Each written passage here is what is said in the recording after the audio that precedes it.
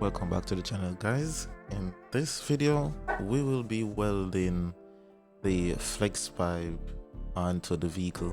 This is the first time doing any form of welding and it turned out better than I expected it to, and I'm just gonna walk you through exactly what I'm doing here. But before we do that, if you're new around here, subscribe, turn on your post notifications so you don't miss a video. Comment down below what you think of the series so far and the videos. I'm really trying to make the quality as good as possible. But anyways, let's get into the video. So right here we're basically putting the vehicle up on jack stands in order to begin the process of removing the exhaust from the header so that we can remove the flex pipe and have everything welded up. And right here, that's basically what I'm doing, going to remove the 3 bolts that's holding the exhaust to the header so that we can drop it and start the process of removing the old flex pipe.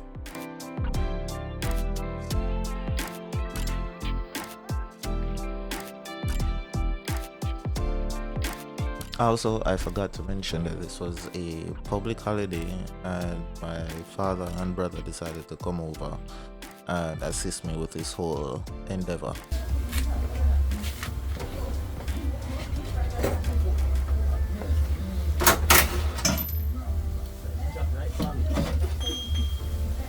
Alright, see I'm accessing now before the 14 volt.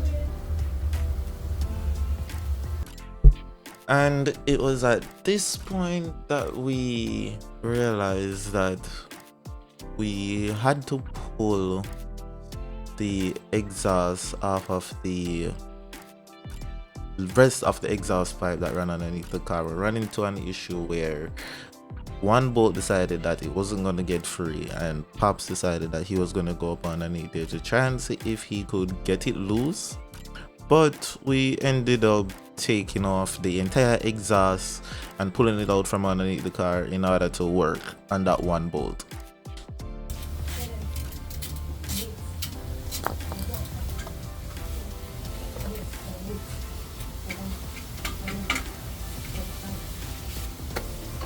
Yeah, take off the shield. Yes, I can use the vice to pull it. And even with doing that, it still wouldn't come off, and this is where we ultimately decided to remove the entire exhaust from underneath the car to get access to the flex pipe.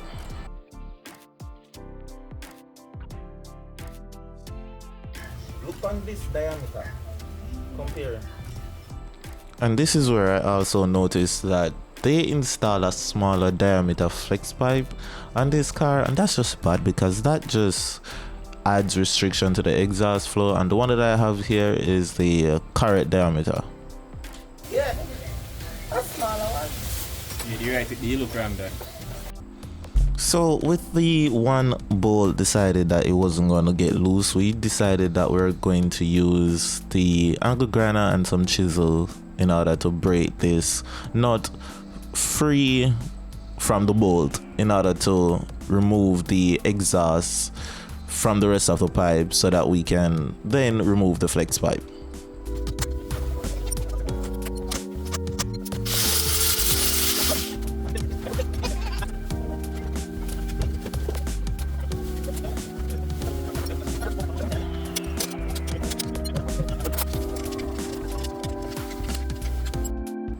And finally, after a couple minutes, we got the nut off the bolt and got the exhaust pipe separated. So, on to do some measurements to ensure that we get the original length of the pipe before we replace the flex pipe, because the new flex pipe is longer than the one that's currently on it. So just need to ensure that it's roughly the same length. No, you have to cut it off here, so I have to cut it off here. So. You have to cut it off here, so. Cut it off here. Cut out this first before you. No, that was better. And one thing I will say, and I will stress as well, measure twice, even 3 times, and cut once, because at the end of all of this, right, I did intentionally, right, out of just being cautious, I did make the flex pipe a little bit longer than what was already on it. So when we ended up mounting back the exhaust, I did notice that it was pushing the exhaust hangers roughly a half an inch towards the back of the car. It's not a bad thing. I can always, shorten it and all of that, but it's better to have the pipe longer than shorter than what it was. Now on to cutting the old flex pipe out and making room for the new one. After cutting, I did grind it down so that the wells hold a lot better.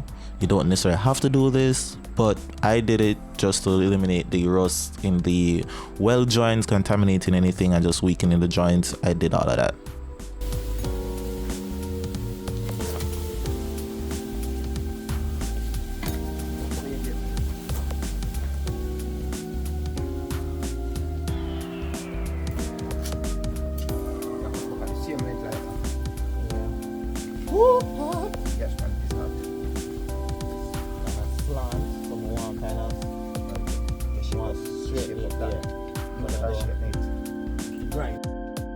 Another reason why I grinded down the ends after cutting off the old flex pipe is to ensure that the gap between the exhaust pipe and the new flex pipe was small as possible, just so that it welded and fused better.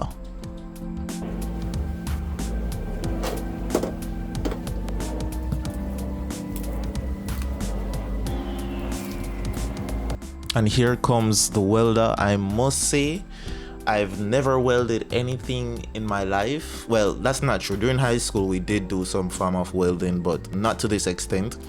And for a first-time welder, I must say that this femoral welder, performed exceptionally well for something as cheap as it was. This was less than probably $60 off Amazon, and really and truly, I'm impressed with it. I really wanted to continue welding using this machine because after dialing in the settings, amp wise and the voltage, you really got the welds to lay down properly without burning through the metal.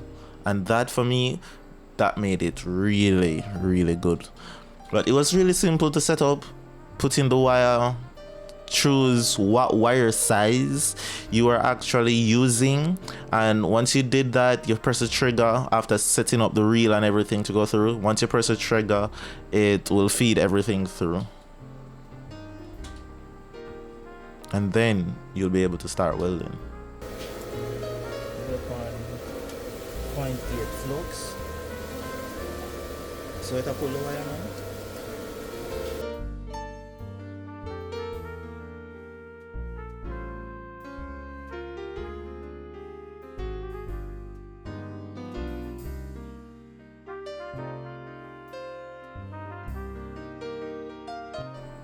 After dialing in all the settings and doing a test weld on the old piece of flex pipe, we went ahead and we just started to tack the new flex pipe to the exhaust, and from there I basically started welding. There was one section where the welds laid down so well. I was really impressed, but I was still tweaking with the amperage on the welder just so that it doesn't burn through the flex pipe as much or at all, because I did realize that two things: if the amperage is too high, the welds are too hot and it will burn through, and also if you stay one place too long, you will also burn through the flex pipe. So depending on the thickness of the metal that you're working with, you need to adjust your amperage accordingly. And your wire speed is important, but not as much as the amperage that you're using.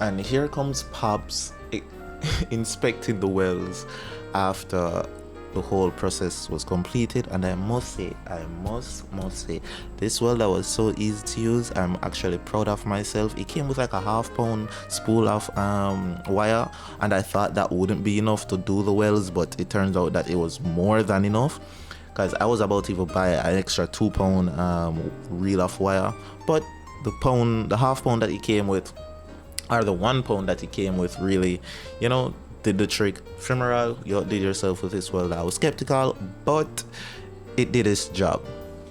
So before we put up at the exhaust underneath the car, we had to switch out the old O2 sensor for the new one. If you've been wondering why we didn't remove the O2 sensor this entire time, it's because that's the old one. It functions, but to me it wasn't functioning properly, so I did have in a new one, but because of the exhaust leak, the new one made the car drink a lot of gas, so I took it out and put in the old one just to clog the hole, and now we're just putting in back the new one before we put up the exhaust.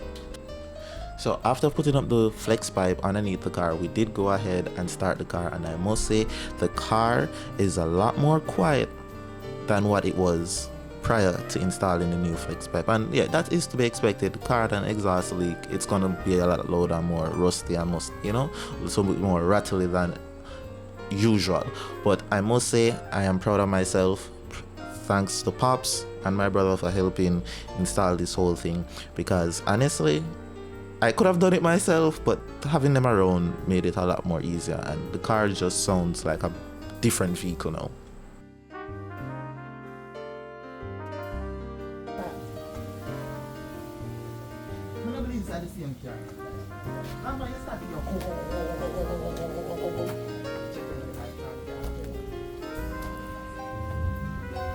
So I can pack up all of these my tools now. Yes. So that I could have sit down for you all day and well. And we're finally done, gonna pack up. I'm gonna show you guys what the finished product looks like, and I'm just proud of ourselves, man. Like this turned out better than I expected it to. And this is the end of the video, guys. I appreciate you for being here and watching the video, enjoying the series. I'll catch you guys in the next video.